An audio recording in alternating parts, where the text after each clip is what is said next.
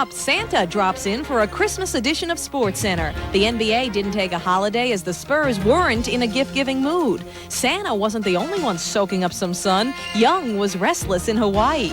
This is no time to feel sad. Berman dishes out some holiday cheer and will fill in the missing pieces in the NFL playoff puzzle. Santa is always welcome in your home, but is this 7'6" messenger? Never had a door slammed in my face. It's always been in my chest. And we'll have a look at some sweet plays. Give me 100. Red 25, red 25. We wish you a Merry Christmas. We wish you a Merry Christmas. We wish you a Merry Christmas and a Happy New Year.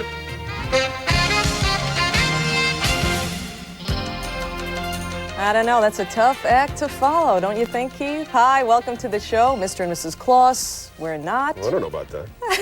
Linda Cohn here, Keith Olbermann there. And this Spur, David Robinson, well, he kicked it up a few notches in Los Angeles on this day. And he didn't want to play on the holiday, but instead David Robinson got his ho-ho-hos together, and this year Santa did not show up on a sleigh. He was an admiral who traveled by battleship. Christmas in Los Angeles for the San Antonio Spurs was supposed to be Jerry Tarkanian's chance to show Clippers owner Don Sterling that he made a mistake in not moving quickly enough to hire him away from UNLV years ago. Instead, the Spurs moved quickly to get rid of Tarkanian, and instead Christmas in Los Angeles became a Lucas production. John Lucas. I wanted a Barney doll, and you got me tickets to this lousy game. First quarter, it is Christmas come right on time for Shawn Elliott. Back from nowhere, he hit 6 for 6 in the first quarter. The pet shop operator in San Antonio from everywhere on the court. Bang, bang, bang, bang, bang. And the Spurs on their way to their largest first quarter of the season, 39 points to the delight of Shawn Elliott, 39-17 after one. And, of course, to Coach John Lucas, looking for his second straight win and as many starts as the coach of the Spurs. Clips tried to came back. Ken Norman to Gary Grant for the reverse layup. And John, the Williams hot plate from three-point range. Bang. Clippers closed within 8 at the half. Then the Spurs pull away. They had one of the worst third quarters of all time in this game. Shawn Elliott, turnaround jumper and foul, and he had 32, just like it says on the number of the uniform. And David Robinson, not the biggest of afternoons, seals it with a two-handed jam. Spurs win 103-94. It's a pretty good game, except in the third, which must have been when the Clips and Spurs had their Christmas turkey. The teams combined to shoot right about 25% from the floor. For Elliott, another 32 points, and that's what he is averaging over the last 3 games. Linda?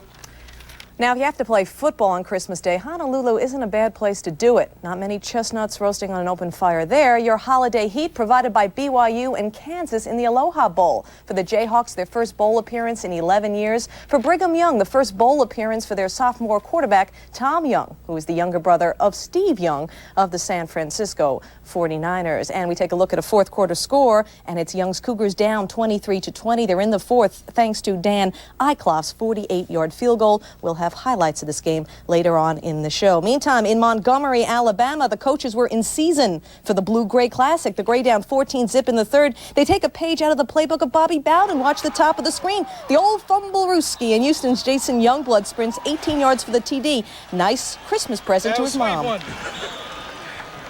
You like that, I know.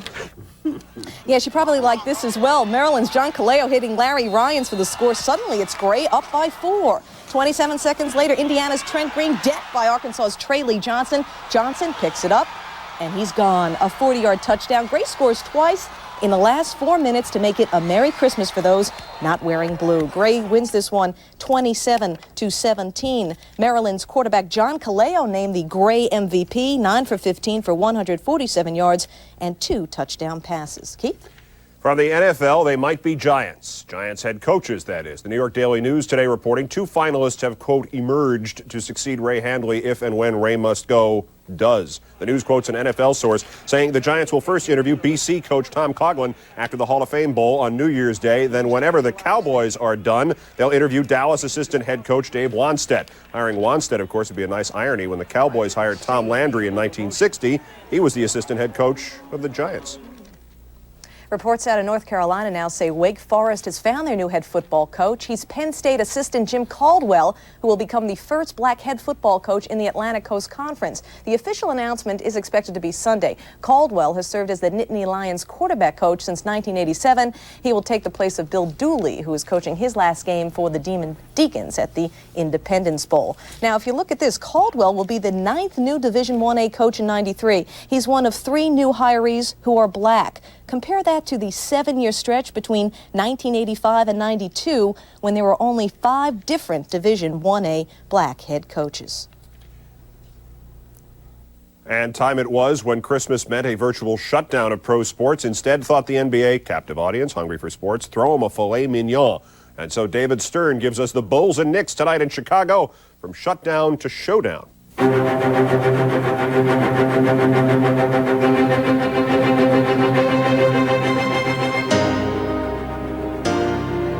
That Patrick Ewing gift occasioned the last time that the Bulls and Knicks hooked up on Christmas, but tonight's holiday dinner will be held at the Madhouse on Madison, the site of the Knicks' current longest regular season road losing streak, a dozen, just like the 12 days of Christmas.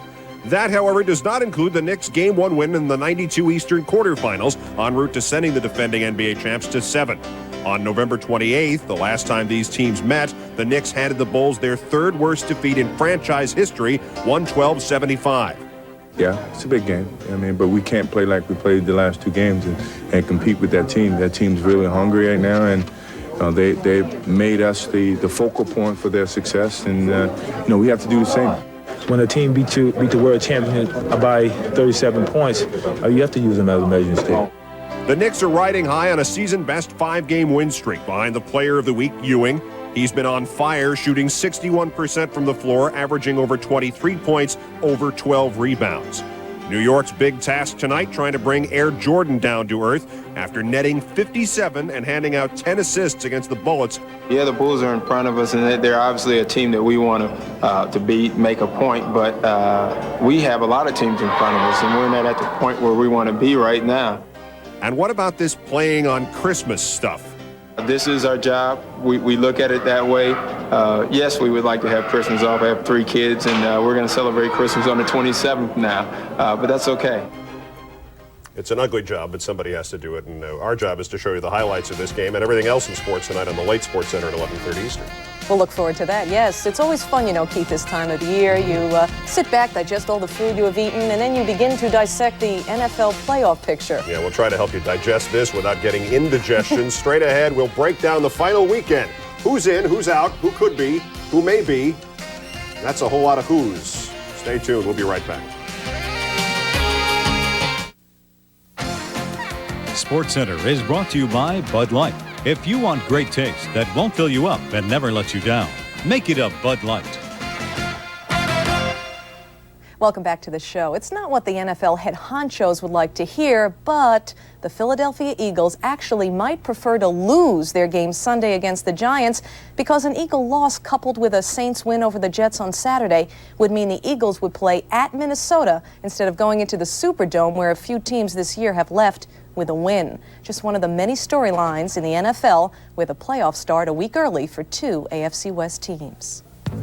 The big one, the Broncos and Chiefs, with the loser out, the winner in. If that winner is Kansas City, they can still capture the AFC West, but only if San Diego loses in Seattle. If the Chargers do beat the Seahawks, well, then they take the division. In the NFC, just one playoff spot remains undecided, and neither of the 2 teams vying for that spot, the Redskins or the Packers, can control their own destiny. Washington takes on the Raiders Saturday, and a victory combined with an Eagle win over the Giants on Sunday assures the Redskins of the chance to defend their Super Bowl crown. But regardless of how they do on Saturday, a Packer loss in Minnesota Sunday means the Redskins are in, but a Green Bay win against the Vikings combined with either a Philadelphia loss or a Redskin loss means Washington is out and the Packers are in. To the AFC East, where hopefully it's a little less confusing, where Buffalo holds all the cards. A win at Houston Sunday night gives the Bills the division title and home field advantage throughout the playoffs. However, a Bill loss combined with a Dolphin win in New England would give Miami the AFC East crown. That would reduce the Bills to a wild card game. As for home field advantage in the AFC, should the Bills lose, first the Steelers would control their own destiny.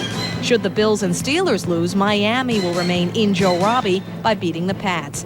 Finally, should the Bills, Steelers, and Dolphins lose and the Chargers beat the Seahawks, well, the AFC's road to Super Bowl 27 will go through the frozen tundra of San Diego's Jack Murphy Stadium.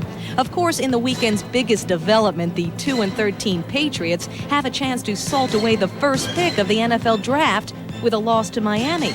But the slightest mistake, say a win, for instance, and the 2-13 Seahawks can slide up to number 1 with a routine loss to San Diego. NFL Week 17. Don't miss it. I know you got all that. Anyway, two teams that could be meeting in the first round of the playoffs. The Bills and Oilers play their regular season finale right here on ESPN. A Buffalo win giving them home field advantage in the AFC. Join our gang Sunday night at 8 Eastern. Keith? You're thinking that this Christmas has been pretty full, hasn't it? Food, family, gifts, reflection, all of life, part of life's rich pageant. But your holiday isn't complete, and this is where we come in, for Christmas is not Christmas without the schwam. Here's Chris Berman's 2-minute drill.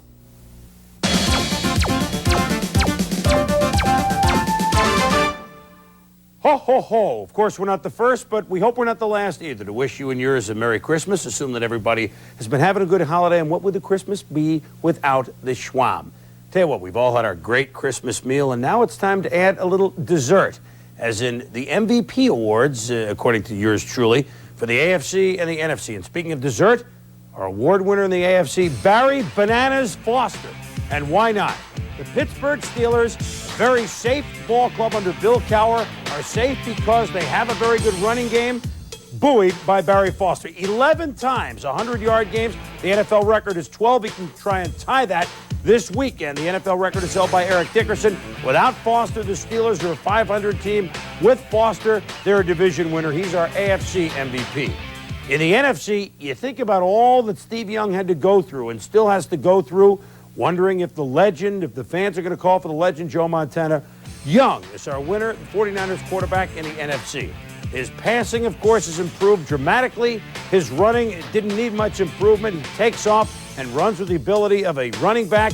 And the biggest thing that Steve Young did was starting with the Saints game late in September and a couple other games for the 49ers, really the other Saints game at home.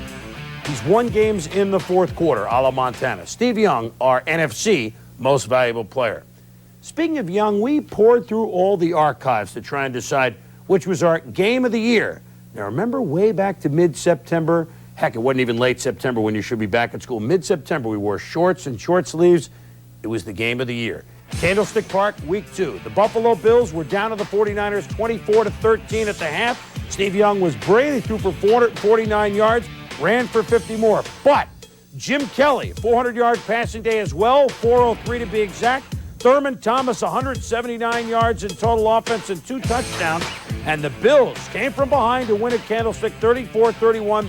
It was a game in which, first ever, no punts by either the Niners or the Buffalo Bills. So think about it. The Bills down 11 at the half in week 2 at San Francisco. They won. Last week, the Bills down 10 at the half at New Orleans. They won 20-16. Buffalo Bills, some major comebacks on the road at some NFC heavies. They swept the NFC this year, but that week 2 game is our game of the year. Last week in week 16 wasn't the greatest for the Schwam. However, we did win 1. We were 1-2, but that 1 win means that we've clinched above the Mendoza line.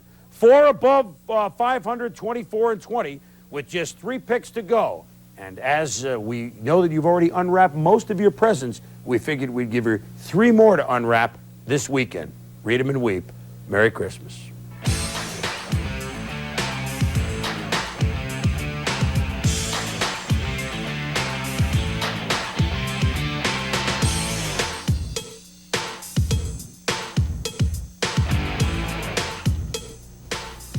We thank you, Schwam. Still a lot coming your way on this Christmas Day edition of SportsCenter. You'll have Aloha Bowl highlights coming up.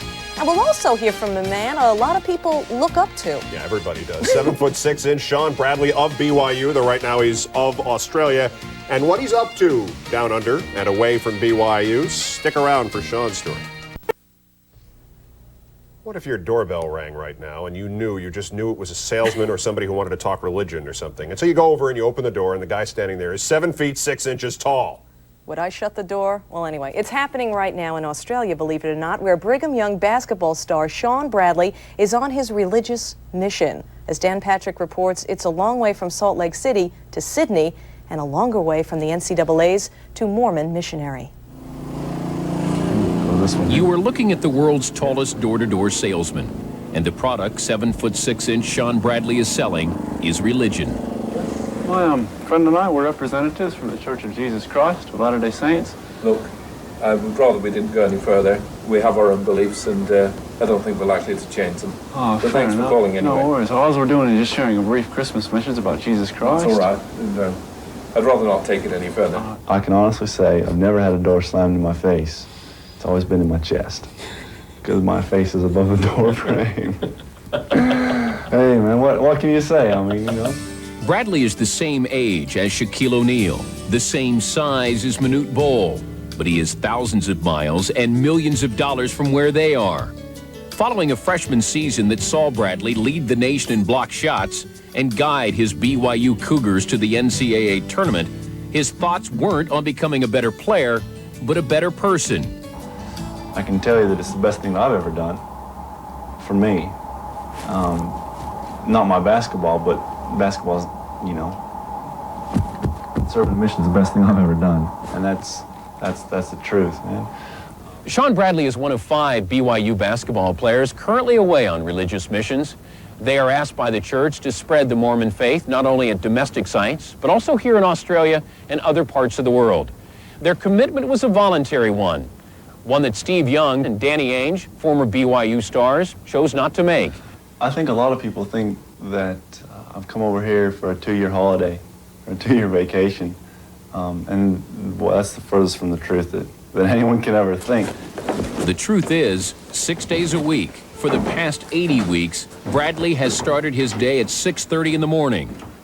The next 16 hours finds Bradley on the streets, on the phone, Hello, Australia Sydney Mission, and occasionally on stage. At home, she asked how I take a shower or a bath or something like that.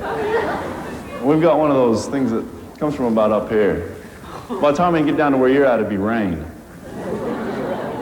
I'm just kidding. The neatest thing I've ever seen in my life is seeing a little kid get enough courage to go up to you and ask for an autograph, or to ask to shake your hand, or to say hello, or just a simple wave or a hi, and you smile back and give them that autograph or shake their hand. Watch that little 5, 6, 7-year-old kid turn around and walk back, and there's nothing on this world that can bring him down. With moments like this one, Bradley still wonders why so few understand his decision. He says the worth of something is measured by what you've given up, not what you've gained. Church restrictions don't permit Bradley to watch TV or listen to the radio, and he is allowed only 2 phone calls a year, Christmas and Mother's Day. The reality of being away from home hit home with Bradley recently when he received a Dear Shawn letter. His girlfriend invited him to her upcoming wedding. He misses his family, thought he missed his girlfriend, and certainly misses his sport. I am a little curious, and I do hear things now and then, and I'm saying, oh, that's nice, that's cool, that's neat. But I've got to turn it off, because if I get too involved in that, if I go for it, it's just like, I guess it's like a drug. It just kind of keeps pulling you into it, and you get addicted. So I've just kind of turned that off. BYU has won this! While his BYU teammates expect to celebrate with March Madness, Bradley's stay in Australia will last until June. He will return home and begin preparing for his sophomore season, where he hopes to equal, if not exceed, his freshman performance. But for now, this door-to-door salesman needs his rest. There are still plenty of souls left to be saved. Nice story. BYU could have used Bradley the other night against Duke. We move along now, shall we? And we promise you won't be disappointed with what's coming your way next. Especially if you enjoy seeing the off-the-wall, the out-of-the-ordinary, and the bizarre. I'll be back, and we'll also have the Wacky Plays of the Year next.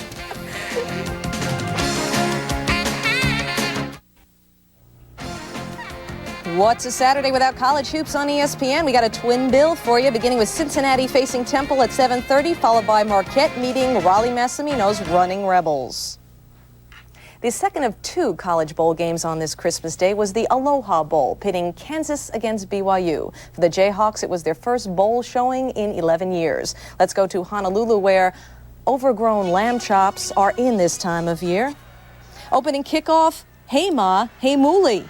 Taking the kickoff, and yes, Hey Ma is gone. And I'm sure she's watching a 94-yard touchdown, the longest kickoff in Aloha Bowl history. Suddenly, it's 7-0 BYU.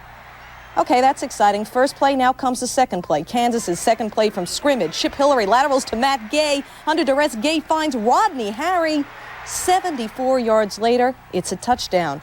2 exciting plays right off the bat of this game. We're tied up at 7. To the 4th, 2018 Cougars. Hillary's 2-point conversion makes the score 20-20. Then, this field goal with under 3 minutes left by Dan Eicloff from 48 yards out gave Kansas the dramatic 23-20 victory. BYU only 1 turnover in the game, but that was an interception by Tom Young, Steve Young's younger brother. The difference in this one, Kansas outscoring BYU 11-0 in the 4th, and the defense was tough for Kansas. 6 sacks against the BYU Cougars. Keith? Is that a giant inflatable Jeep in the stands, or did I have too much stuffing? Well, we couldn't get fruitcake for everybody, so our Christmas gift to you will have to be 2 minutes and 18 seconds of goofy action. We call them the Wacky Plays of the Year. You'll call them Hummina, Hummina, Hummina. Ladies and gentlemen, boys and girls, it's time for the greatest show on earth. You in the hat, wake up. ESPN's Wacky Plays of the Year. You won't believe your eyes. In ring number 1, we feature many death-defying acts. But pay attention, because with plays like these, you don't want to be caught off guard. Give me 100, baby! My pants are zipped, aren't they?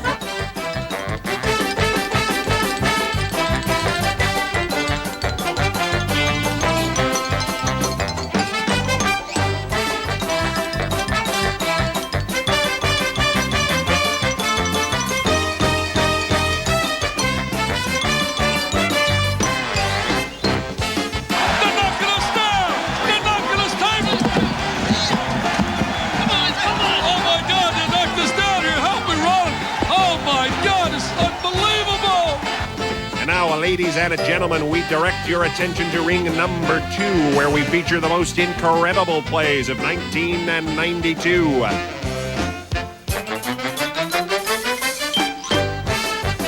Doesn't matter, but we got to enjoy this one. Oh, yeah! And in ring number 3, we have the Bizarre. They're very close to the finish line, and I can't tell. Good luck. 20, 15, 10, cuts back inside, 5 to the 1, touchdown!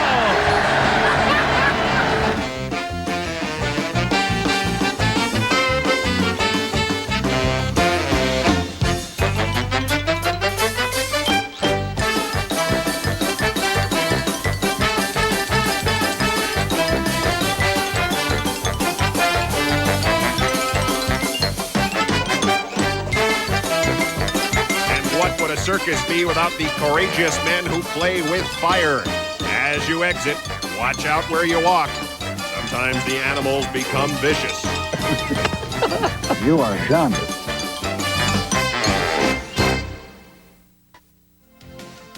SportsCenter is brought to you by Bud Light. If you want great taste that won't fill you up and never let you down, make it a Bud Light. It stirred up a hornet's nest around the country. They're still talking about it in Boston. If you missed it, here's another chance for you. Outside the Lines, Portraits in Black and White. The story of race and sports, Saturday at noon here on ESPN. That's it for us. The Arete Sports Awards are next. We'll be back at 11:30. I'm Linda Cohn. I'm Keith Olbermann. Thanks for being with us. Merry Christmas. Bye.